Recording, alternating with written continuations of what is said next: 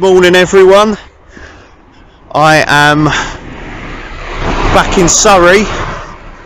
I'm doing a little walk from the year-round Surrey Walks book from the winter section, as it's a few days after my birthday in January. My birthday was January the 19th. I'm now 34 years old, or young should I say. So I'm just outside the Watts Memorial Chapel in Compton, straight out of Compton. You are now about to witness the strength of street knowledge. Straight out of Compton, crazy motherfucker named Ice Cube, from the gang called with attitudes. When I'm called off, I got a sawed off, squeeze the trigger and bodies are hard off.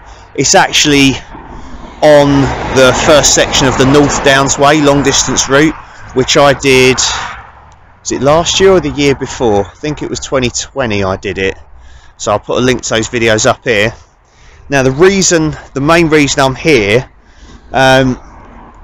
is to meet up with my mate Luke from the Real Travelling Amigos.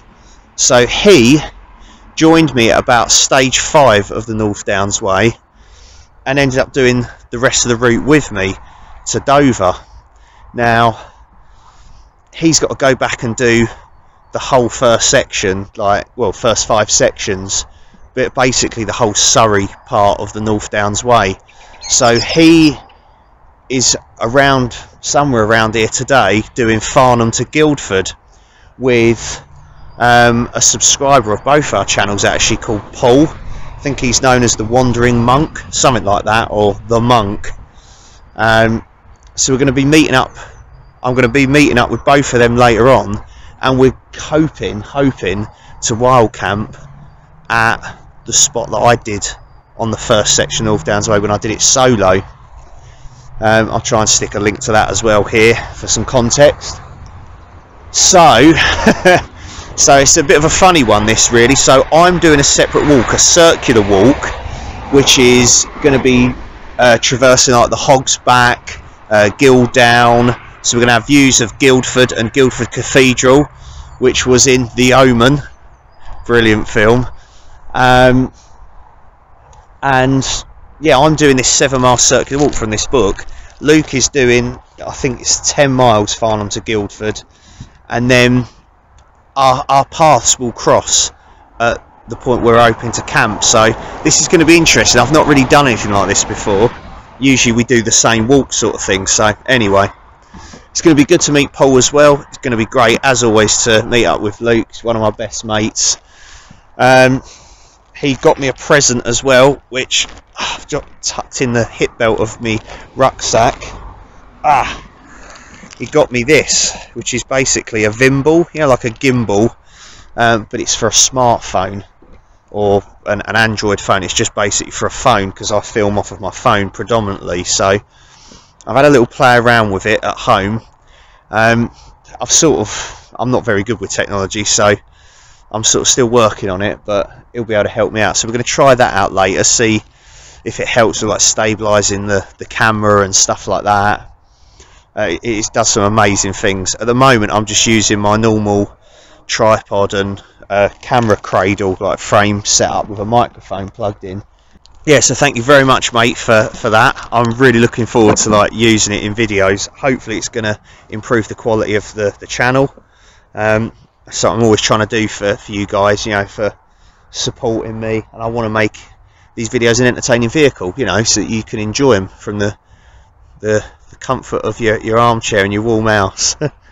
As you can see, new attire as well. I've got a new OEX Valo Air 36 litre rucksack in electric blue, and then I've got this Outkit Griffon hooded fleece thing. I treated myself to a couple little bits. I got some birthday money, so I treated myself, why not? And I've also got a new shelter as well. In fact, I've got 2 new shelters.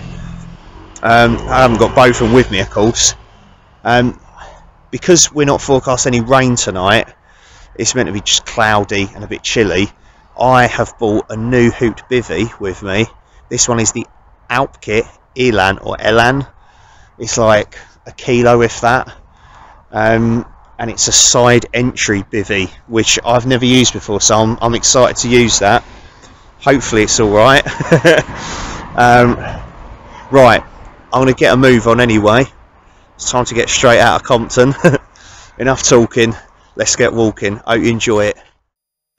This interesting walk can be enjoyed throughout the year, but with the hedgerows and trees denuded of their leaves during winter, there is much more to see. Old Man's Beard and Black Bryony gracing the hedgerows, great clumps of mistletoe growing high up in field elms, and the speed and grace of a pheasant in flight. The circuit begins in Compton, beside the famous Watts Memorial Chapel, before crossing fields and heading for the top of the Hog's Back Ridge via a fairly strenuous climb. From here we follow a track along a section of the Hog's Back, once known as Guildown, where the views are extensive. Southwards as far as Hindhead and northwards over the rooftops of Guildford to its cathedral and far beyond. The route leaves the ridge to meet the bank of the River Wey, which we walk along until the turning point is reached at St Catherine's Lock, and from here easily followed paths lead across fields and along tracks for the return to Compton. This track has seen much history. The Romans marched along here, the Anglo-Saxons buried their dead here, and just over half a millennium ago, Cornish rebels fought a skirmish here on the way to meet their bloody end at the hands of King Henry VII's superior army at Deptford.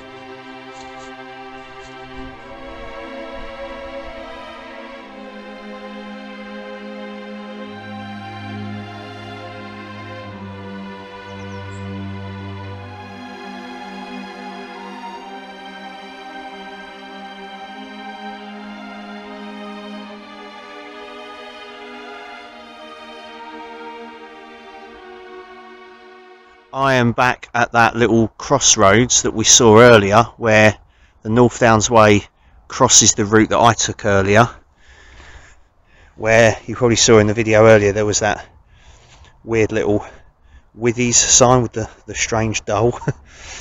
So North Downs Way is that way in the darkness. So Luke and Paul are about 10-15 minutes walk from this spot, so they'll be coming from that way. There's me pack guidebook. I've just been sat on that log waiting for them.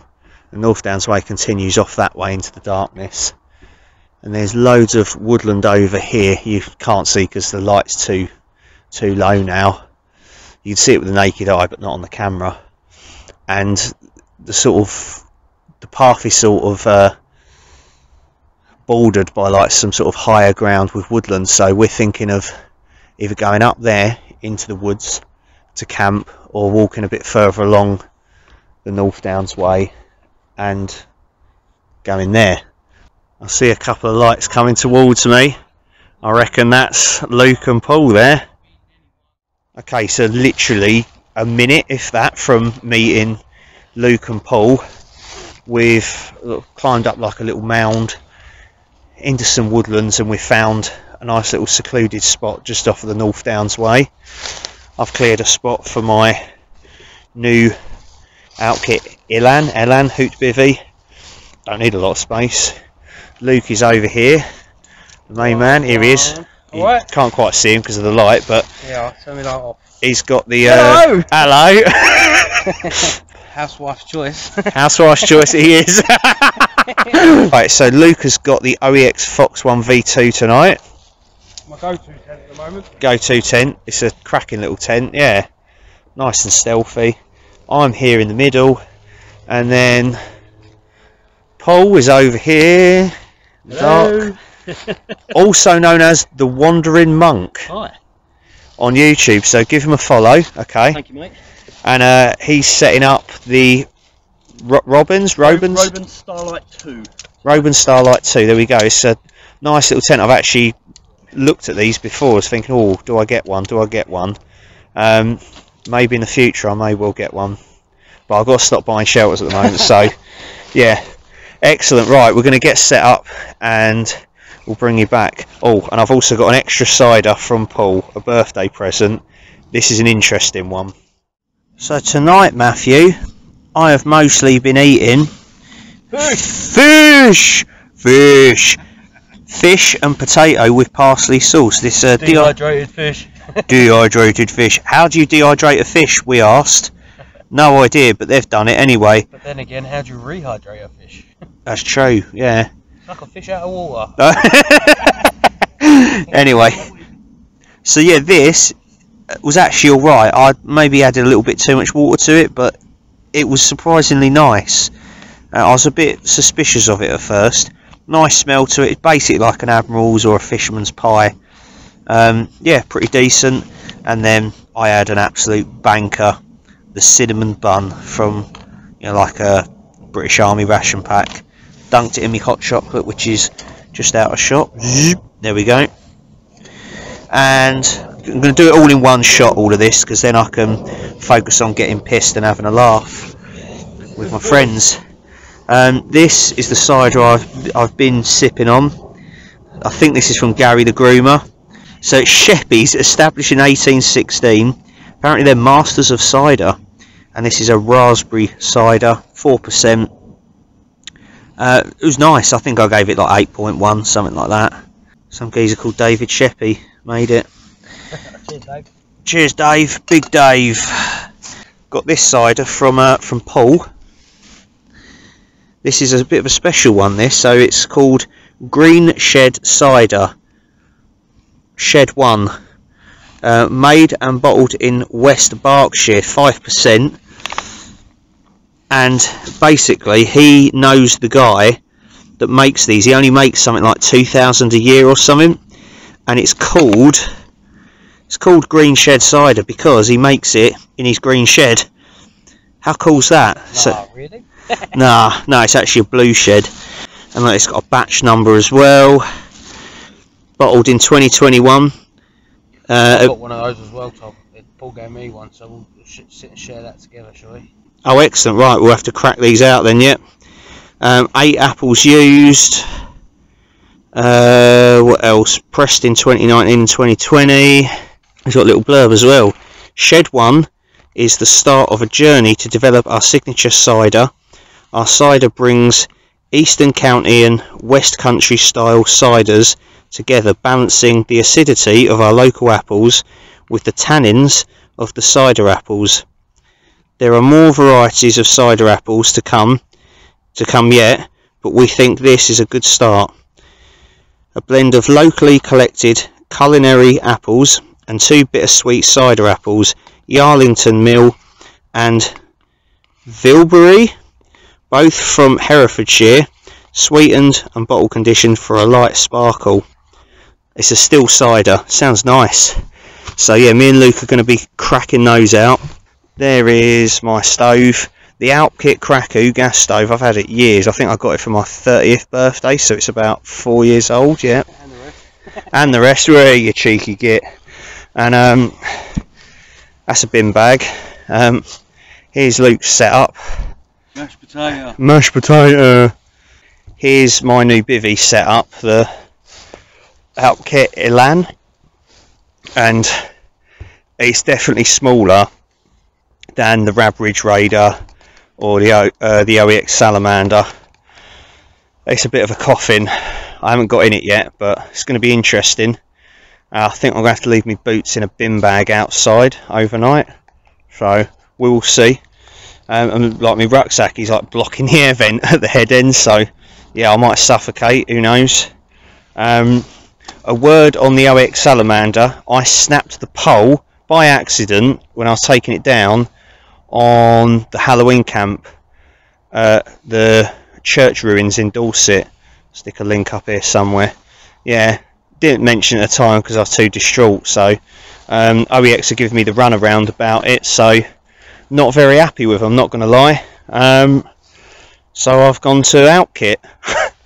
So yeah, they won't give me a replacement pole or anything because apparently it was my fault. I was like, okay, anyway. So Paul, our new friend, is here. Remember, the Wandering Monck, subscribe. Thank you very much. Like, share and subscribe. All that jazz. All that jazz. And yeah, Paul's cooking some grub. He's in the Robins. Yep. Starlight 2. I remembered it now. He's got a cracking bag. Wow, it's an Osprey. It is. What Osprey is it? Atmos AG65. That's a nice bag. I like Osprey bags. Oh, very good bags. So yeah, we're just setting up some shots and stuff. Luke's filming over there. This is like behind the scenes, isn't it? What YouTubers do when they're camping in the woods. And then look, Outkit bastards, right? Didn't give me enough pegs, so I had to like make one with a stick. Bit of bushcraft there, innit? Yep. Scatman Steve will be so proud of me. And Andy from Kent Survival. This name drop anyway. I've got some more whiskey as well, so might have that. Me and Luke are each going to crack open our limited edition ciders from Paul. Oh look, yours has got a white label on it as well as a white top. Yeah. See, just like mine's got a red cap. They are. They're different flavours. Oh, they are. Ah, right. We've just discovered something. We need to get a cup. Right. Interesting. Right. So mine says Shed 1, and Luke says Yarlington Mill. So we're gonna have to try each of these out. Right. I'll just crack this open straight away. That would explain the different colour tops. It does. So they've got different colour tops. Bit of different colour writing on them. That smells like a 5%er. What's this one? This one's 4.8. What is this? This is like three men, 2 cups. Oh, I've seen that film before. Starring. Yours truly. Right. Whoa, it smells proper like homemade. I like it. It's got that deep apples. It's got, yeah, they're good, man. I like them. A bit of that. Mine's very yellow. What's yours like? Yeah, Not very as yellow. as mine, is it? I had a piss like that this morning. Pretty bright fluorescent yellow anyway.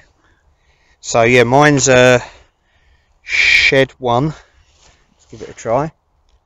Oh, it's a still cider. It's not wouldn't say like. Mine's like a cidery apple juice, if you know what I mean. Oh, okay. You know what I mean. Mine's not got the strongest apple taste. It's for a 5%. It's not strong tasting, which is good. It doesn't blow your head off. A few sips in, maybe it might be different. I don't know.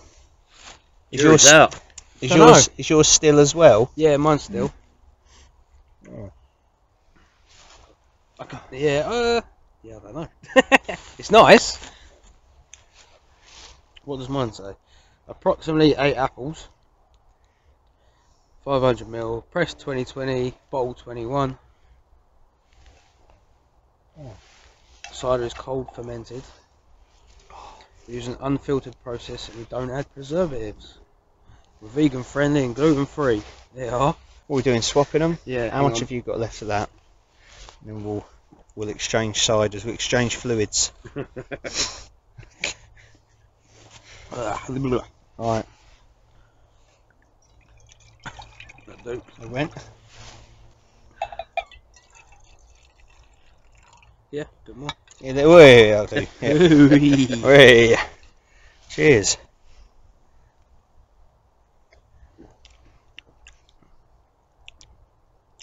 Oh, there's not a lot of difference. I don't know, yours is more, to my head, yours tastes more like a green apple than a red apple, if that makes sense. Yeah. Do you know what I mean? What does yours taste more like?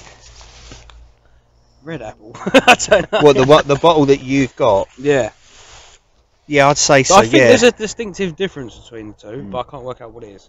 I think it's minor. I mean, yours is more of a sweet apple. I think. So red. Train me, buds. Yeah, we've got to condition ourselves to analyse ciders. There's not a lot of difference in them though. No. Visually, exactly the same. I mean, I think technically they're exactly the same because they're both apples. True. Yeah. Okay. I think I prefer yours. I think I prefer yours. Oh, really? Swap if you want. And they're both still as well. Not sparked or anything. But yeah, you can tell they're very like a homemade cider. It's got a homemade taste to it, definitely.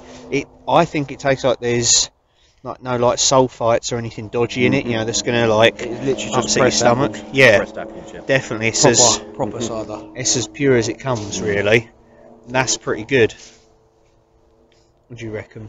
I just agree with you totally. That's exactly what it tastes like. Out of 10?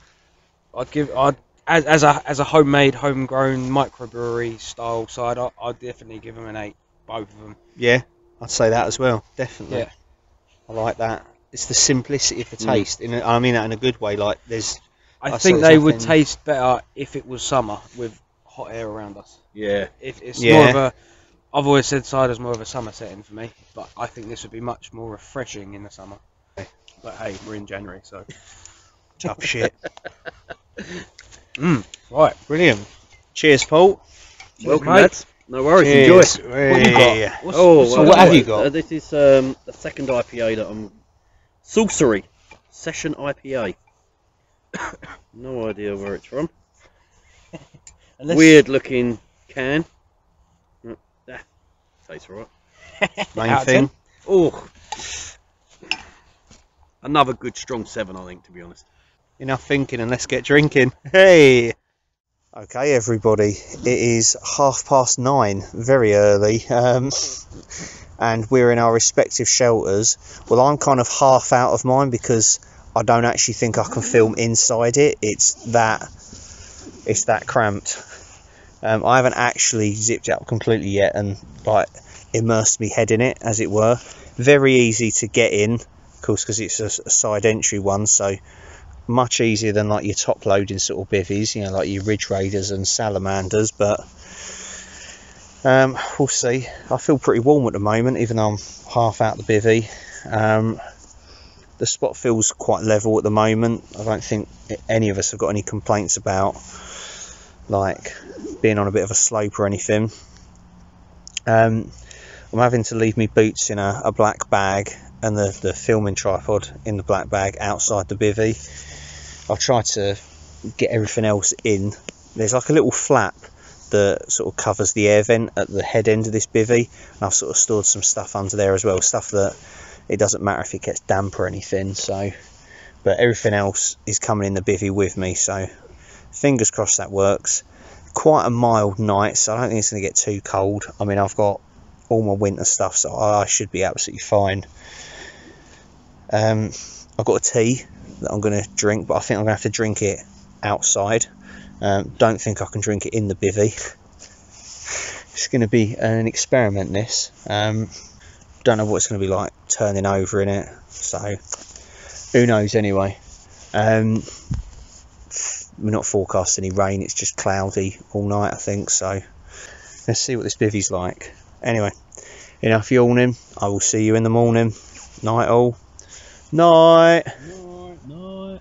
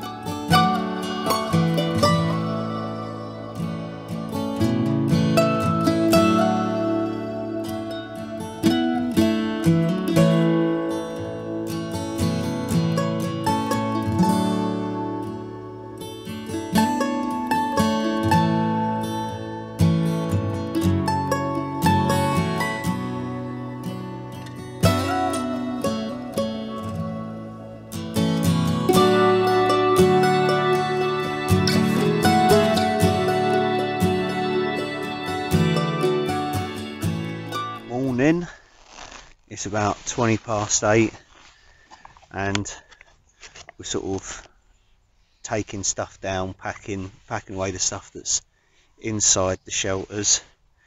We're actually a lot closer to the North Townsway path than we thought. We've just seen quite a few people walk past and like they can sort of see us from where we are. So obviously last night when we come up here onto this like mound and away from the path, we must have then circled back around and ended up sort of closer to the path than we were before. So, oh well, is what it is. We've camped now.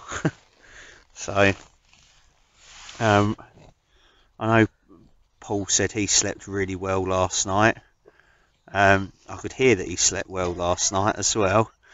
As did Luke, I believe. I think we was all really warm as well. It was quite a mild night, and that leaves me. So new shelter, was in and out of sleep a bit. I had a really bad night terror at one point. Thought someone was kicking my black bag of stuff outside. So I can't repeat what I said, but It was funny. Needless to say, it was quite offensive anyway, and quite loud. So it woke Luke up. Sorry, mate. I think Luke's getting used to it now. Paul, I think, slept right through it. Yeah. The forest could have been burning down, and he wouldn't have known, I don't think. Yeah. So the thing with this hoop bivvy is, I mean, if you're like an anorexic midget, then yeah, you'll fit in this absolutely fine. But like anyone of sort of like average height, weight, I don't think it's the height really, because like, I mean, if you were 6 foot plus, you're going to struggle. But it just depends on like how wide you are and stuff. And I found I couldn't side sleep very well when I was touching the top part of it, to the point where I had to open the main door and just have like the little mesh opening bit closed, just so nothing got in. So I could look up at the trees and stuff, but that sort of loosened it enough so that I could turn over and stuff. But it was pretty cramped in there, I'm not going to lie. You can't get all of your stuff in there either, whereas my other two hoop bivvies I can. So I think with this one you need to take a tarp with you, so I'm going to do that next time. Take a tarp, take some more black bags and store like pretty much everything that I don't need for, unless it's sleeping stuff, outside under the tarp, and then see how that goes. Breathability wise, it seems to have breathed really well. There was no condensation, but then like I said, I had just the mesh bit closed. I didn't have it fully like zipped up like that, so who knows. It was pretty easy to set up. Yeah, space very limited. I know it's a hoop bivvy, but come on, this was like a coffin. So yeah, I didn't sleep particularly well. Oh, and I was on a slight slope as well. Again, don't know how I always find them anyway. So yeah, I'm going to tuck into this this porridge with blueberries. It looks amazing. I made it just right. Oh.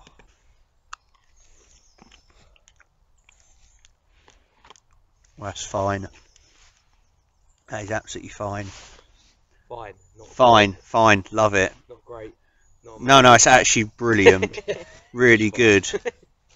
Talking of which, I look like a blueberry at the moment as well. You look like you've been tangoed. I know.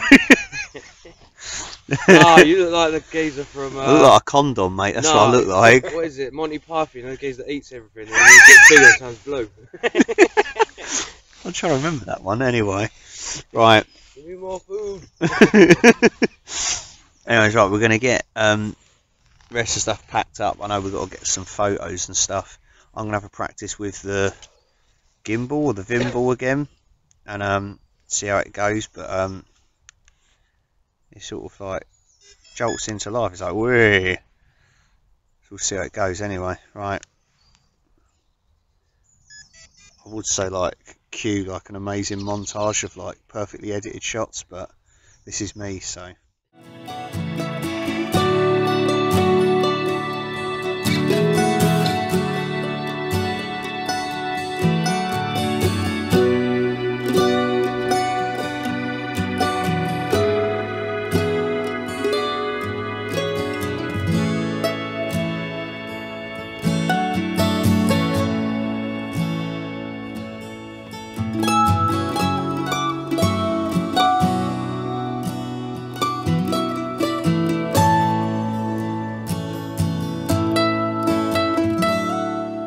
I've just been playing around with this gimbal or Vimble thing from Luke. There he is, he's filming.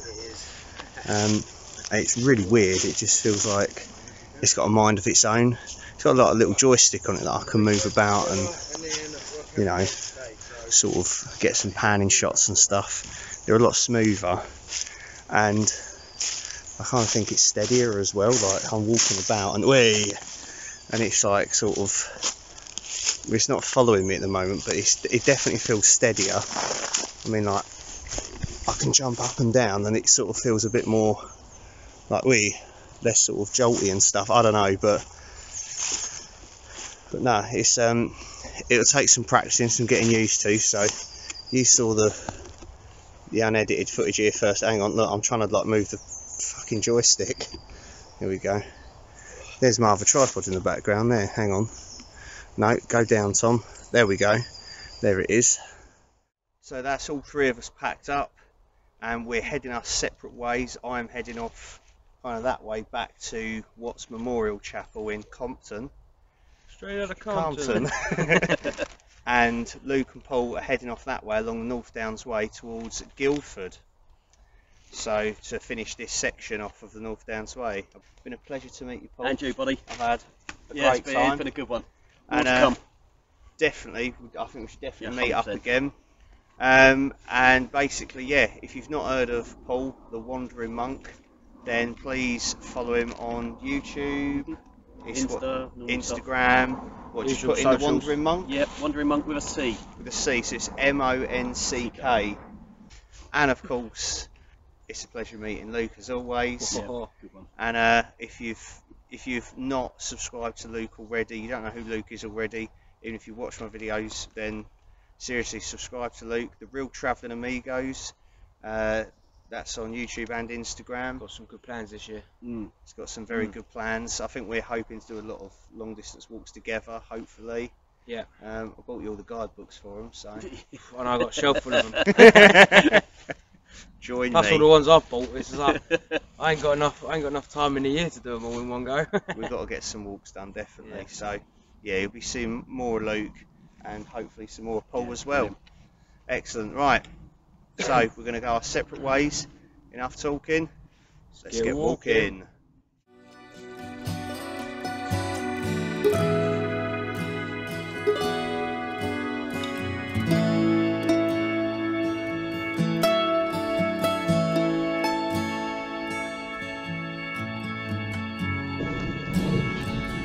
See you later, Tom. See you, Tom. See you, mate.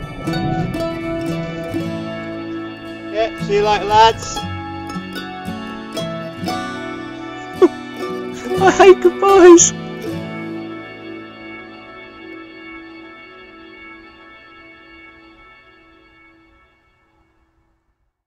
This is the Watts Memorial Chapel. George Frederick Watts was a Victorian painter and sculptor who became popular in his own time with symbolic works such as Hope and Love and Life. Some even called him England's Michelangelo. His second wife, Mary Fraser Tytler, was a Scottish designer and potter. Together they set up a studio at their home in Compton and soon commissioned the building of the Watts Gallery to exhibit their works. Mary was an enthusiastic follower of the Home Arts and Industries Association, whose stated aim was to instruct the lower classes in handicrafts, as it was a firm belief of hers that everyone has the ability to make something of beauty. After approval of her scheme to create a chapel, the site was purchased and she, together with villagers, set about the construction. The exterior was completed in 1898 and the interior in 1904, the year of George's death. The fantastically intricate terracotta designs used throughout the chapel are also reflected in many of the gravestones in the hillside cemetery.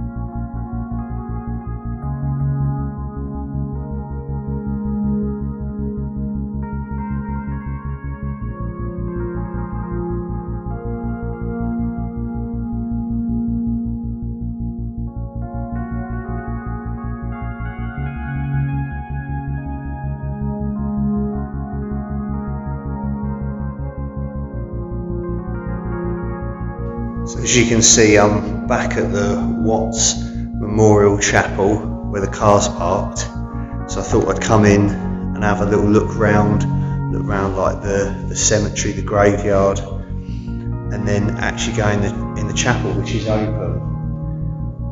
I was not expecting this. This is absolutely incredible. The wall paintings and carvings in here are something else. I really did not expect to see this in here.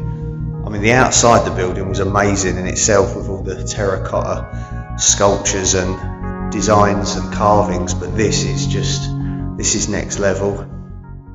So that's the end of this video. I'm going to leave it here. I hope you've enjoyed joining me on this one, and I hope you enjoyed that. That was incredible. I think I saved the best till last there. It was a pleasure meeting Paul, the Wandering Monck. He'd have loved this place actually. And of course it's always great meeting up with Luke. He's one of my best mates and one of my favourite people to go out walking and camping with. He's an absolute legend, the lad. So yeah, give both of them a follow. Luke is the Real Travelling Amigos and Paul is the Wandering Monck, spelt with a C, M-O-N-C-K. Thank you very much for watching. Take care of yourselves, look after each other, stay safe everyone. I'll see you again soon. Be nice to one another. Bye.